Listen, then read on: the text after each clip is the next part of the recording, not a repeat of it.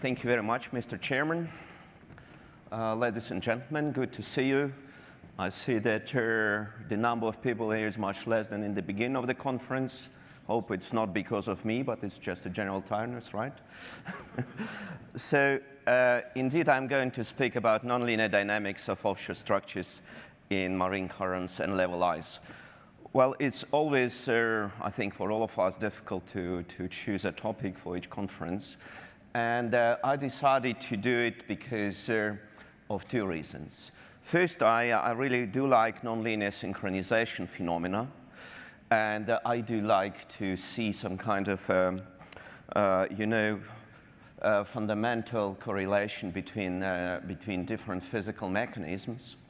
But it's always a pleasure, of course, to speak about new things. But if I would choose just one topic, the risks that it would be not interesting to a large number of people here would be too high. So I decided to start from a topic which should be, I think, known to a few people here, or several people here, and that's vortex-induced vibrations of flexible structures. I know that there are many acousticians here, so I'm not going to speak about noise generation by vortices, but I'm going to talk about vibrations of structures, so it's low-frequency vibrations, if you wish.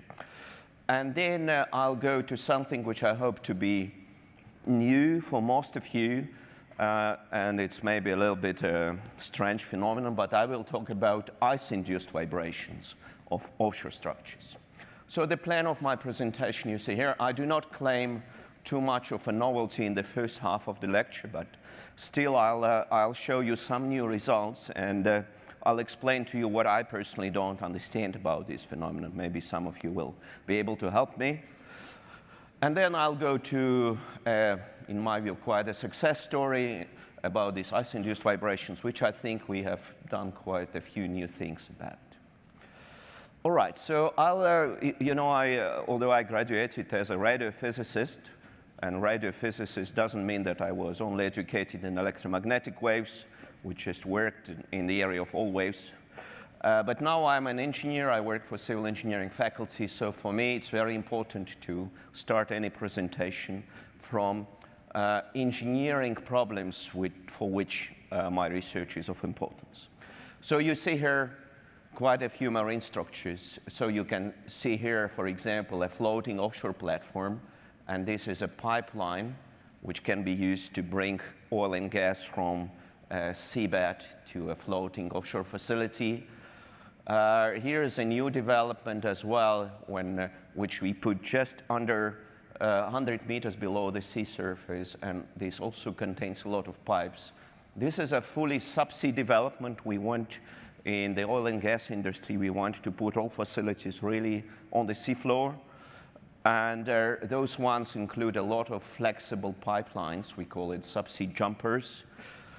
And here, for example, this is still an artistic expression, but their very first floating LNG factory has been almost finished by Shell.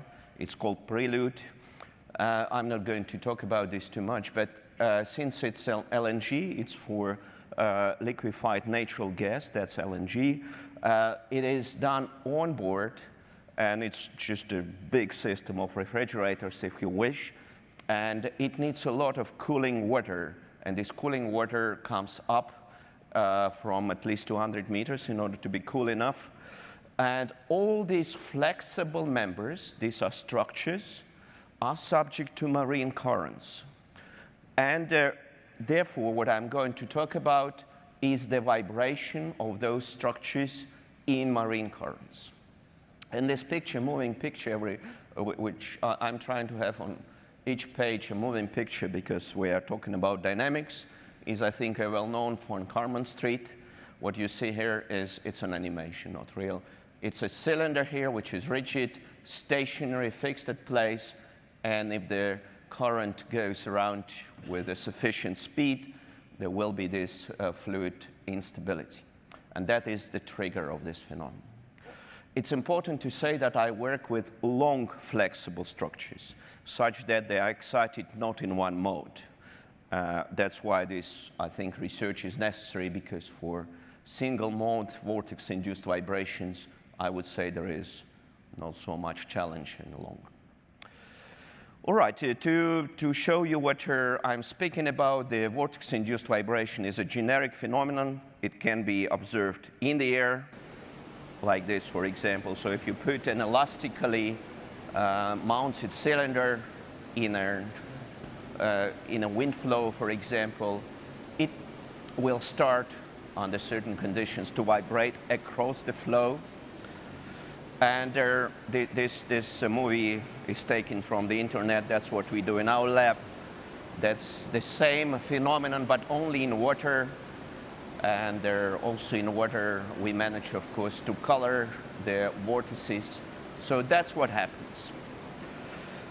Now, the trigger for this phenomenon, and that's, of course, well known. I'm just pointing out the basics. So the trigger for this phenomenon is von Karman vortex street, so which goes about the cylinder and gives, in the vertical direction, a quasi-periodic but very close to periodic forcing. And until recently, I think it is strongly believed that the existence of the von Karman vortex street is a necessity to get vortex-induced vibrations. I'll show at the end of the first half of my presentation that it's not really true, that you don't need it for vortex-induced vibrations necessarily, which will be probably one of the new contributions of this presentation. All right, the very basics. So these vortices, which you see at the top, are shared with a so-called Struhal frequency, the expression for which you see at the top. It's proportional to the velocity of the flow and inversely proportional to the diameter of a cylinder.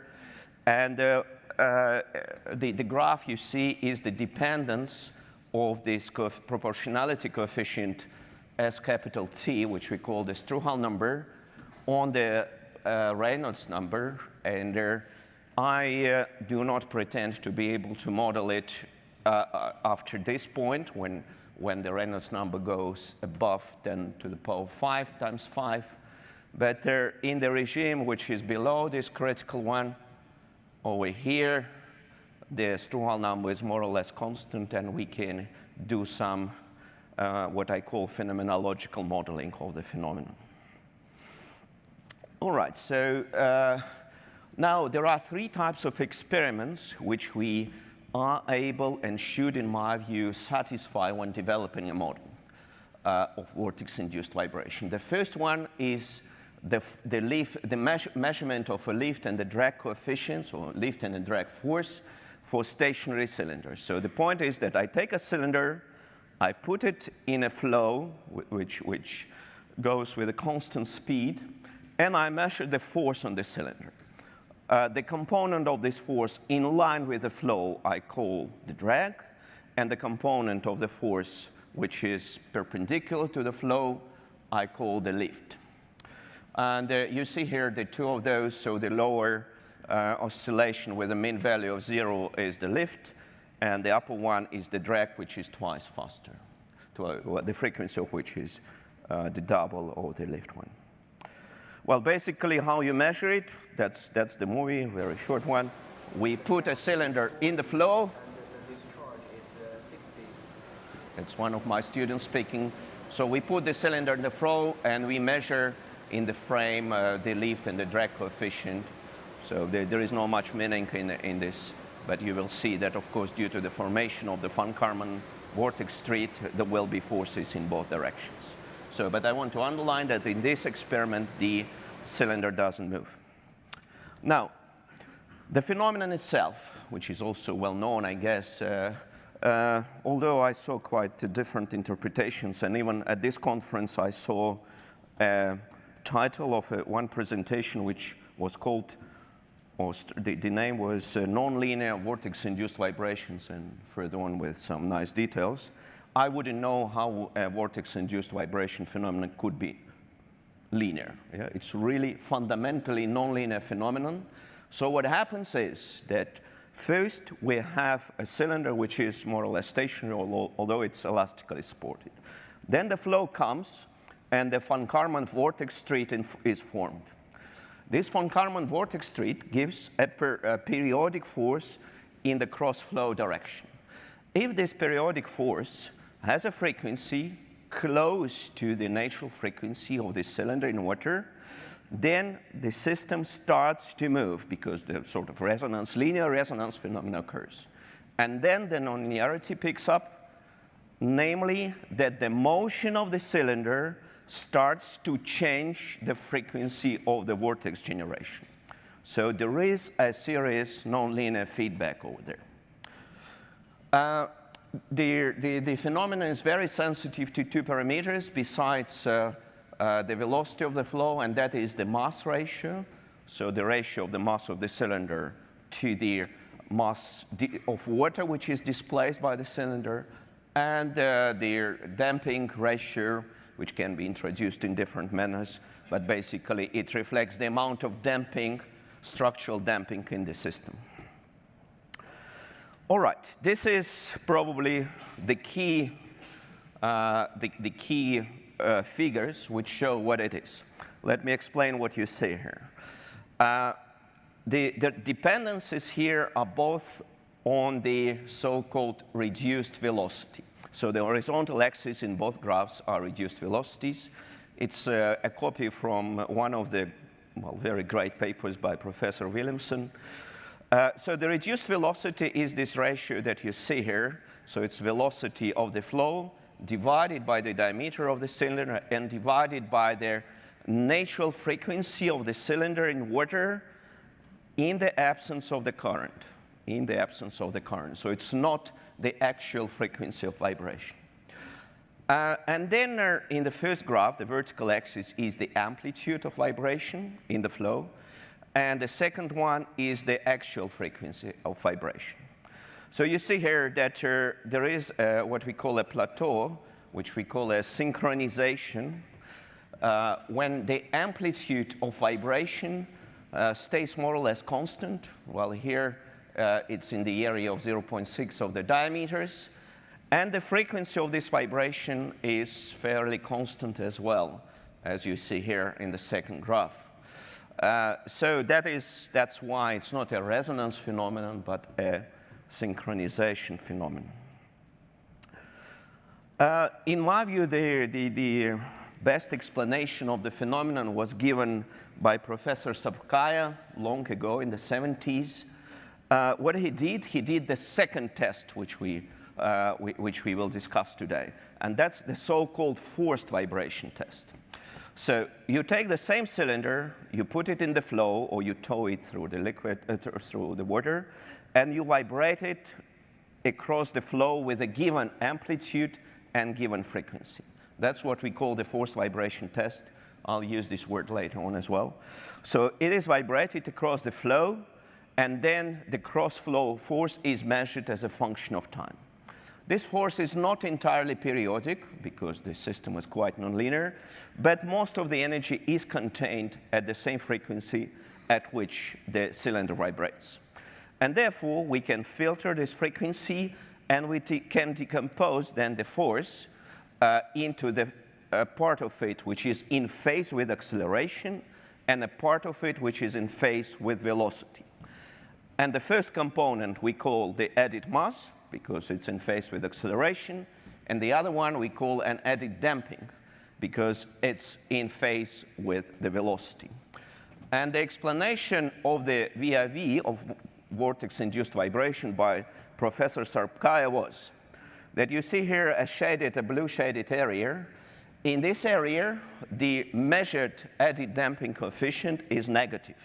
Yeah, so it's physical to have a negative added damping coefficient. It's just that the energy is transferred from the flow to the cylinder. But that would be not enough to have vortex-induced vibrations. That's what people were talking about in the 70s, because the negative damping is relatively small.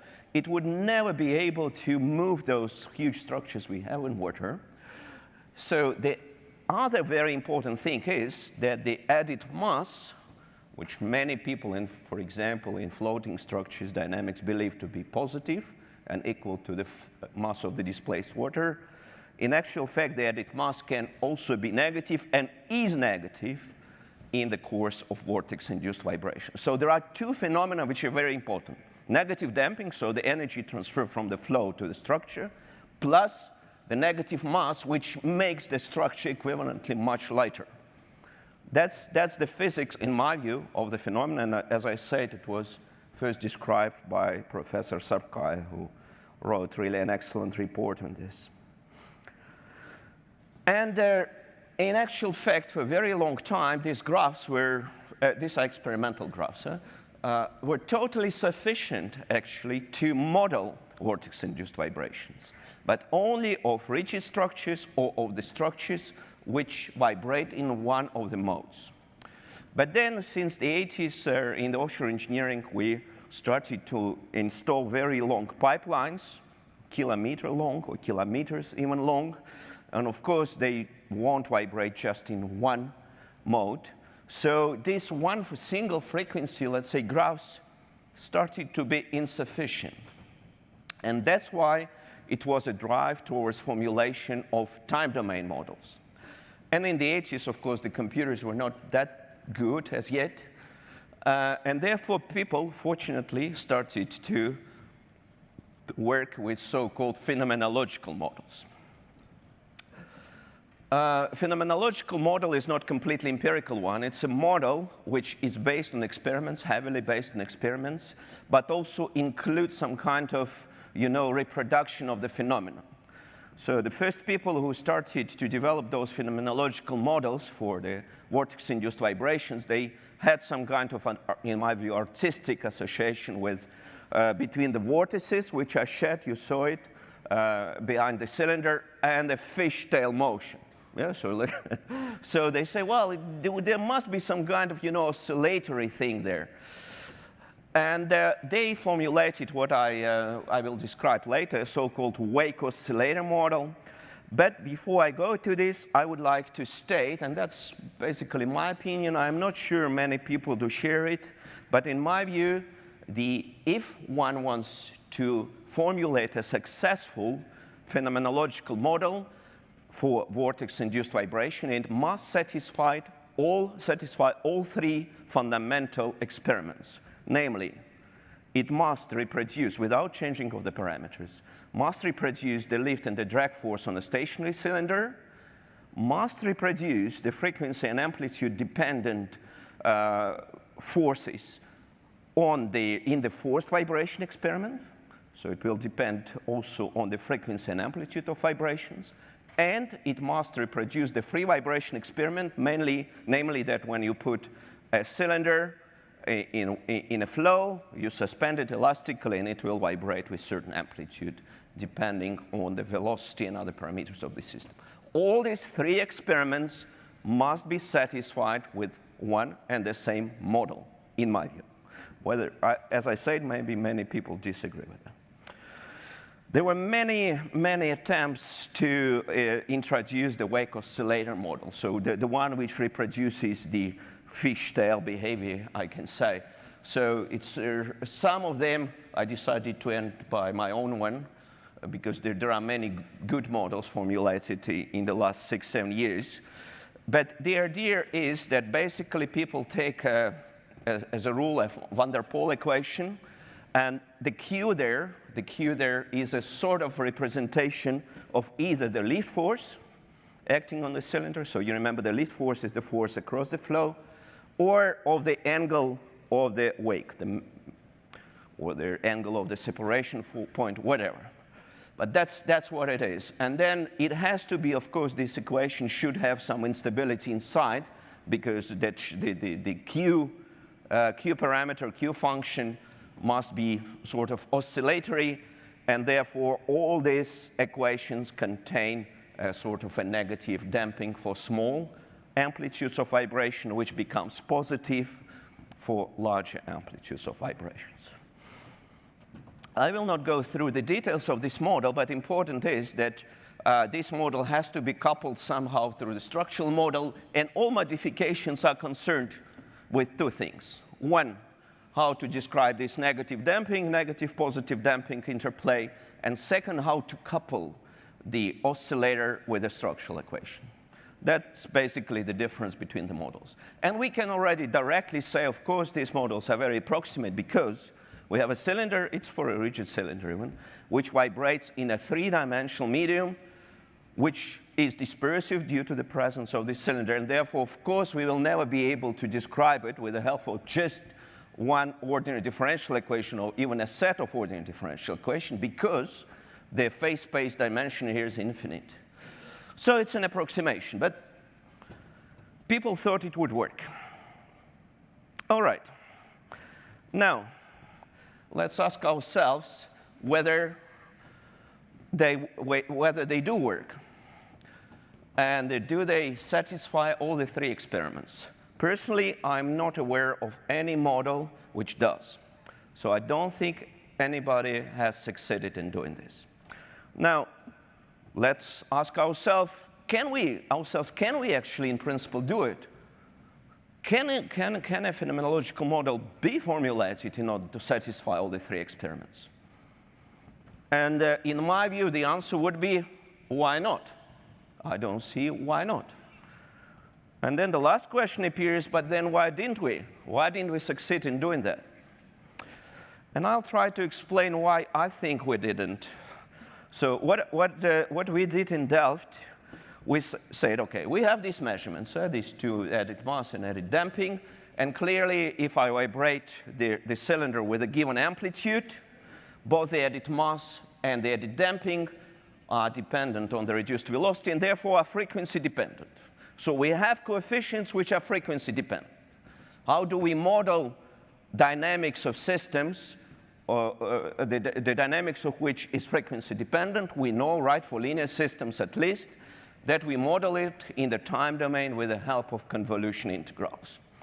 So in, let's say, some 10 years ago, we thought that it's an excellent idea that instead of having on the right-hand side of the wake-oscillator equation, instead of having some differential operators, we decided to introduce an integral differential operator, which by the Laplace transform, as you know, is easily transformed to frequency-dependent, let's say, forces.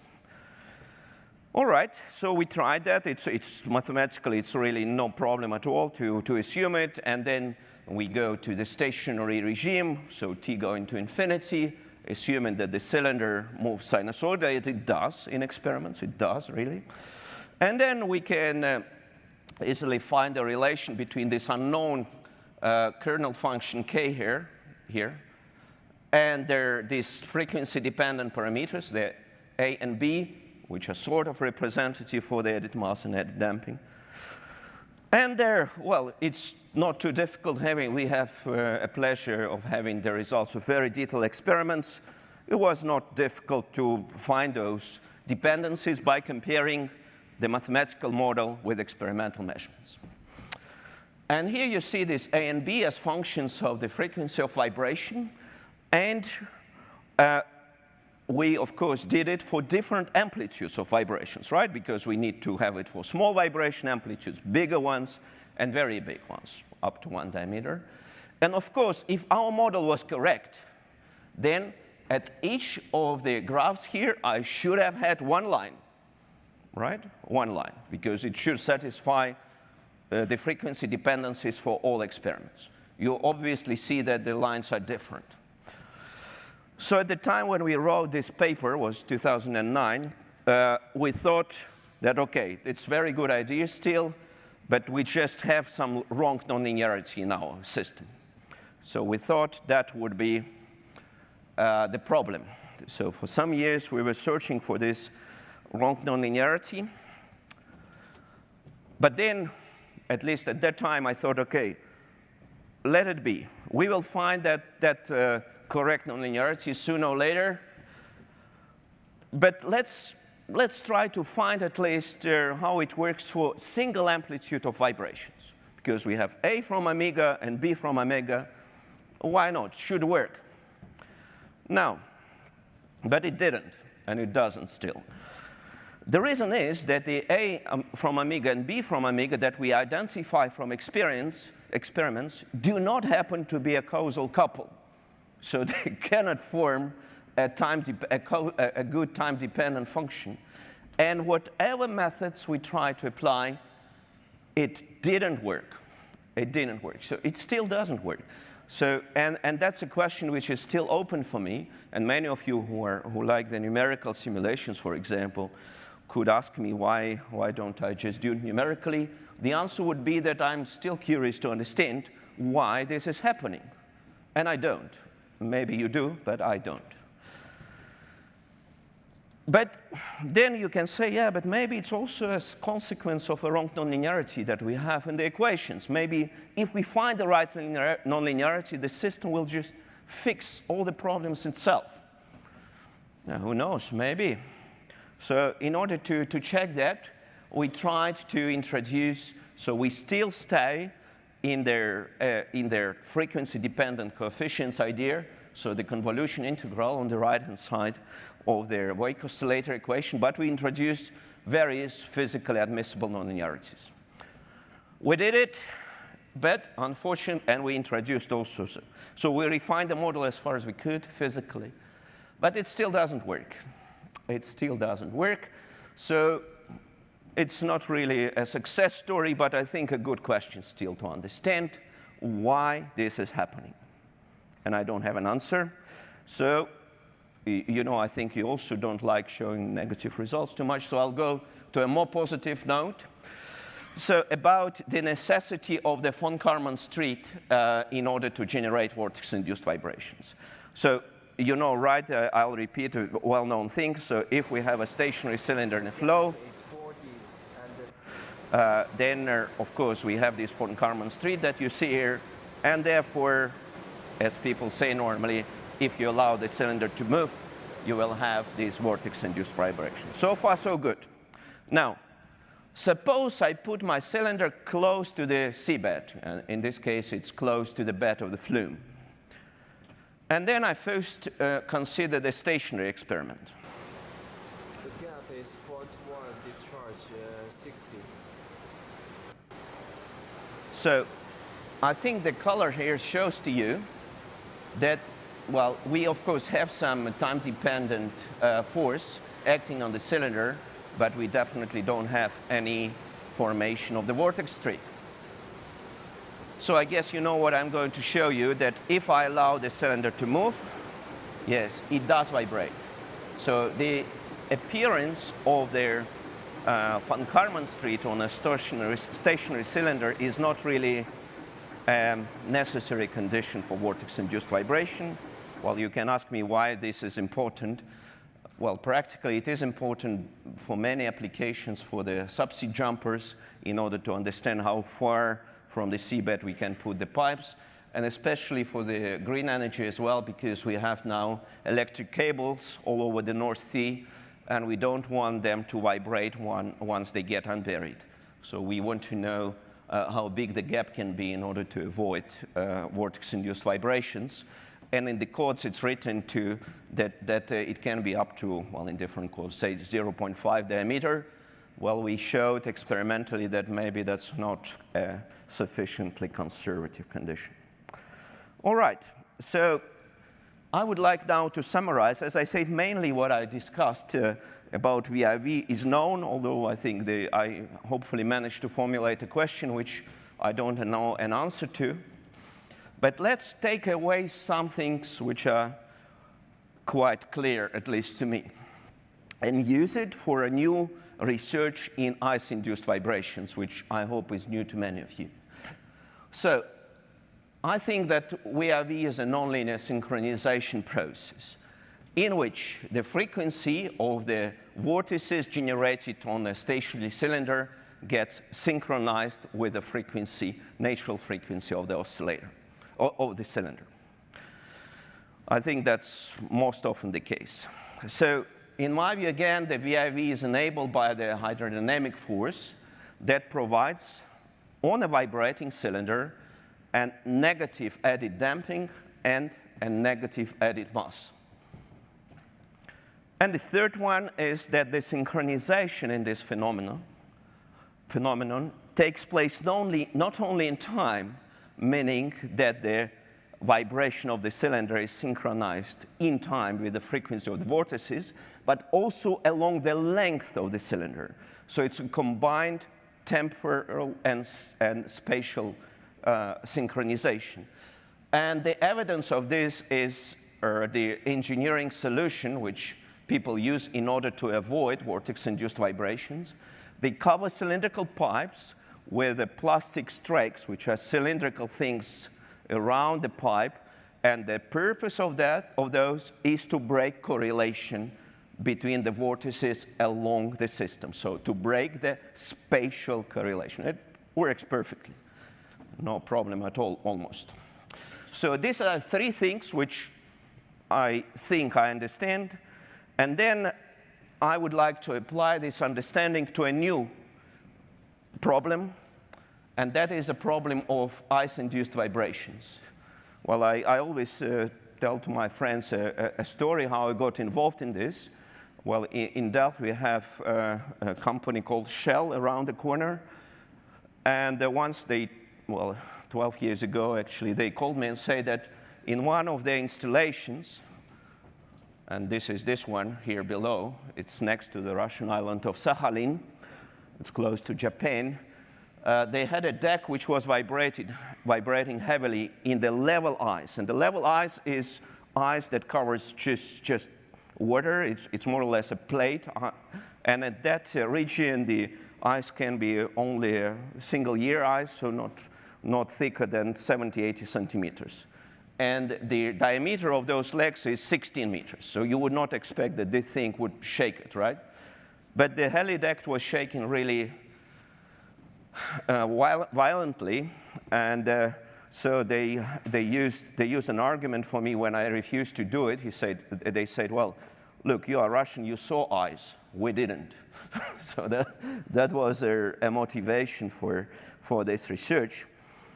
And I accepted it, and I am still glad to have done it.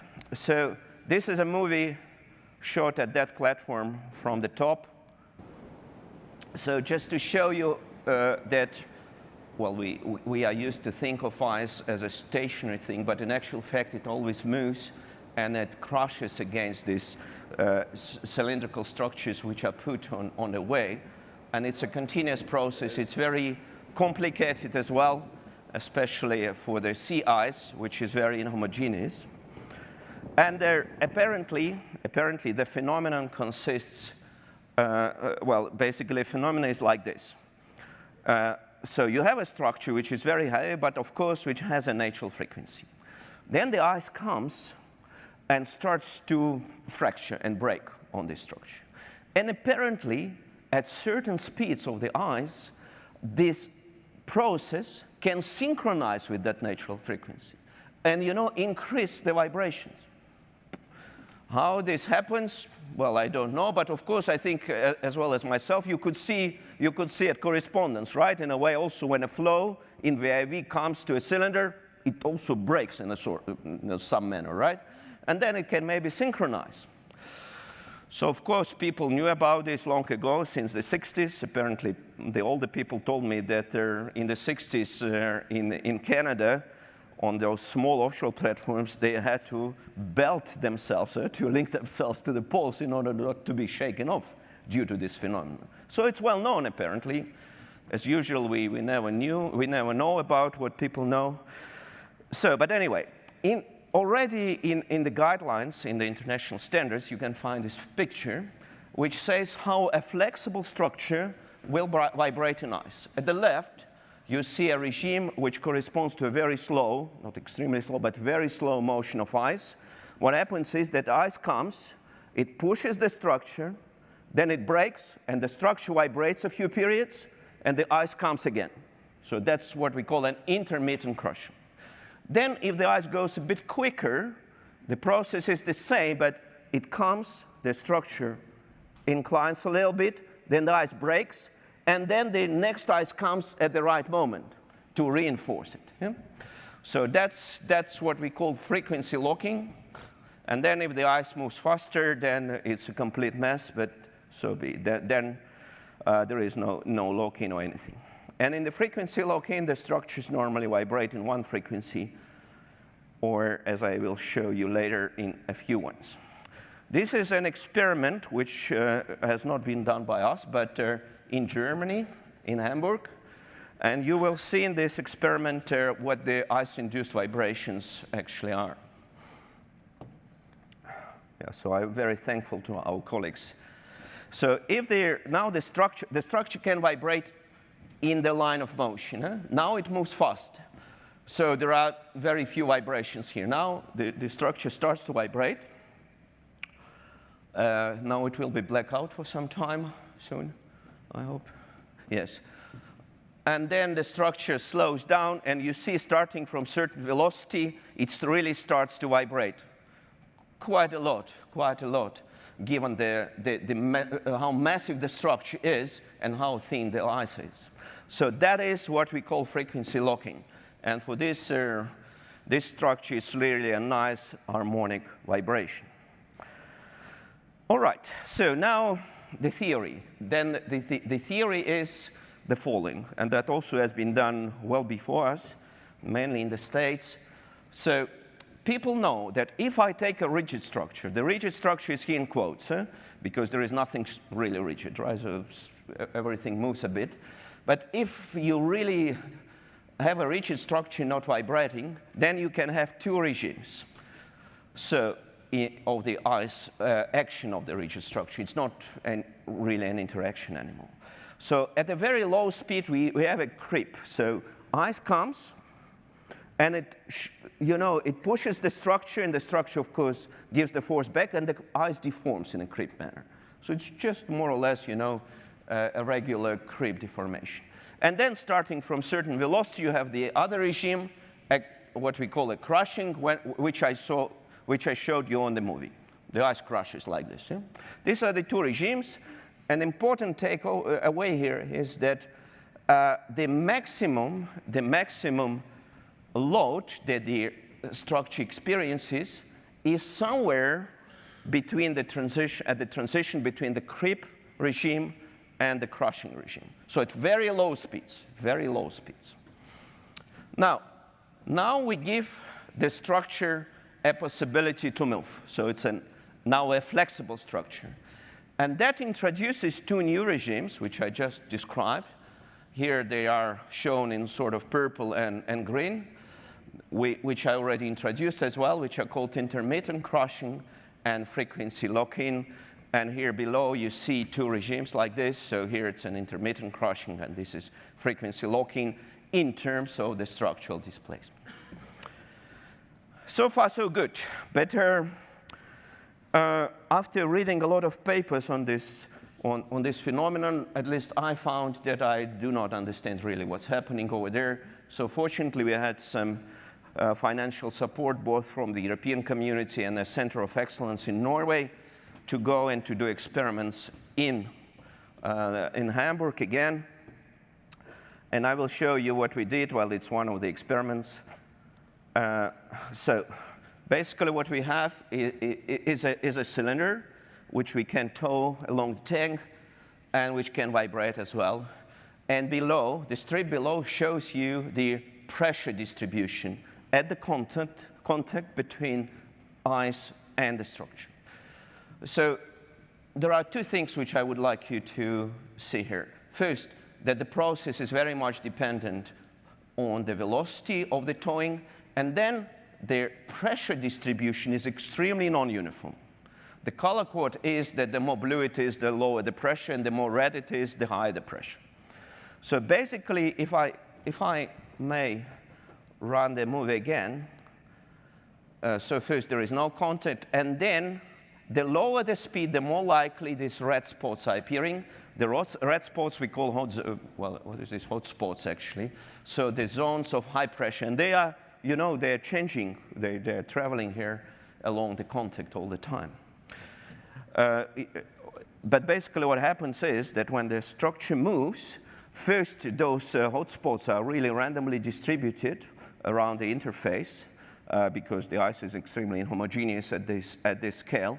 And then before the ice breaks, these ones are synchronized along the interface. They are synchronized, the force increases, and therefore the ice breaks. That's what's happening. Well, good. Well, people knew about this. So we had a few goals, and you will see the red crosses and the green V's, which say that we had goals and we have some successes, and the crosses mean that we completely failed in what we wanted to do. So, well, first we wanted to observe the frequency lock-in on a 2 degrees of freedom system. So our cylinder had 2 degrees of freedom. We wanted to do it for application in offshore wind engineering. We completely failed in doing this. Then we wanted to identify the global ice load from non-collocated measurements as well. That was also important for us because for wind turbines, we cannot install any tactile sensors, obviously. We did succeed in it, fortunately. Then the third one was most important for me personally, because it was a big team of authors, of course, working on this. For me, it was very important to measure the eddy mass and eddy damping, like we have in Vortex-Induced Vibrations, right? So I thought, let's try to do it for ice as well, because I always can measure force. I can decompose it in the in-phase and out-of-phase components and see it. Well, we got some results, but not very convincing. And then we, of course, did measure the synchronization of the forces along the interface. And we indeed are sure that, likewise, the vortex-induced vibration, this phenomena is not only about the time synchronization, but also about the space synchronization. That we see even by naked eye. Now, after all these measurements, of course, I had a strong wish to follow the VIV path. I think I'm not alone here to wish to apply something you already know. But that was completely not possible because of a number of things, a number of reasons.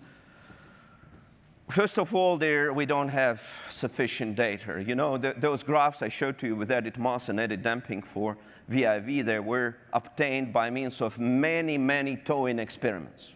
Each point is one experiment, right? Now, one ice sheet costs 30,000 euros, one. So, of course, we couldn't get this data collected. But even worse than this, even if we had enough money, the point is that in water, we have this very nice reduced velocity dimensionalized coefficient, which scales quite well. In ice, we don't have anything similar to that. So there were significant problems in following the path. The experiments just confirmed this. So therefore, we decided to try to think differently. So that's again a picture you already saw, just to remind you. So we go back to this experiment. And these are the measurements. These are results of the measurements. And on the left, or on the right, you see the relative velocity. Let's start from this one. The relative velocity between the cylinder and the ice. And, this relative velocity, of course, it's always difficult to introduce this. But what I mean is, so there is a structure which moves like this. This is ice, and vibrates in this direction. So I take the velocity of vibration of the structure, and I take the constant velocity of the relative motion. So of course, I cannot know what happens at the interface. So it's not possible. So this is what you see here as a relative velocity. And at the left, you have the global load as it depends on time. And I would like you to see the 3 time moments here, A, B, and C. So at the A moment, the ice failed in this, what we call in a global manner. And you see that at the point A, the relative velocity normally is quite small, but it increases then.